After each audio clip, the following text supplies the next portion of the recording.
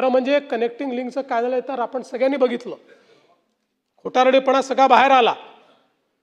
पण त्याच वेळी महायुती सरकारची हिंमत होती म्हणून आम्ही कनेक्टिंग लिंक बांधून दाखवली.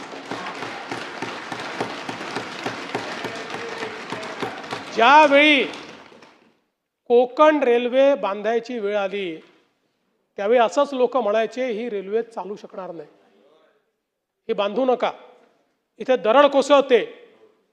पण मधु दंडवते नावाच्या एका व्यक्तीमध्ये हिंमत होती, त्यांनी सांगितलं बांधणार, आणि ती बांधली.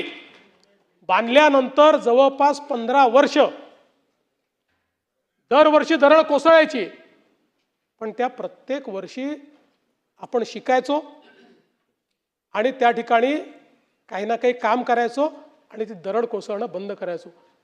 आज विचार करा, या भीतीने जर कोकण रेल्वे तयारच केली नसती तर काय अवस्था राहिली असती. आणि म्हणून ही जी मिसिंग लिंक आहे, या मिसिंग लिंकचा इतिहासही असाच आहे.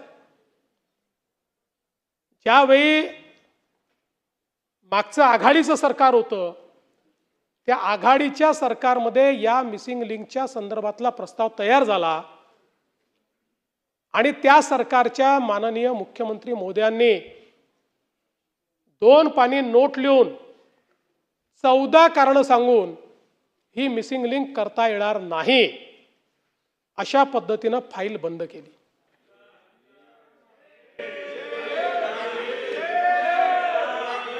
चौदा कारणं दिले, 14. पण लक्षात ठेवा, गिरते हैं शेरे सवार ही मैदाने जंग में, गिरते हैं शेरे सवार ही मैदाने जंग में, वो तिफल क्या गिरे जो घुटनों के बल चले. आणि आम्ही निर्णय केला, हा निर्णय केला, अधिकाऱ्यांशी बोललो, एक्सपर्टशी बोललो, त्यांचं म्हणणं होतं शक्य आहे, हे आपण करू शकतो, आणि आपण ते करून दाखवलं आणि कनेक्टिंग लिंक तयार झाली. ही नुसती लिंक नाही, इंजिनिअरिंग मार्वल तयार झालं.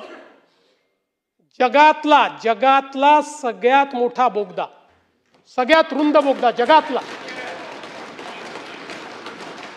आणि भारतातली सगळ्यात उंच वायाडक्ट, सगळ्यात उंच केबल स्टेट ब्रिज भारतातला, हा आपण त्या ठिकाणी तयार करून दाखवला.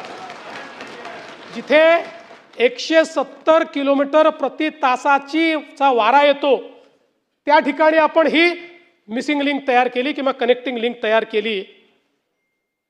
आणि मला अतिशय त्या सगळ्या इंजिनियर्सचं, कॉन्ट्रॅक्टर्सचं, अधिकाऱ्यांचं कौतुक करायचं आहे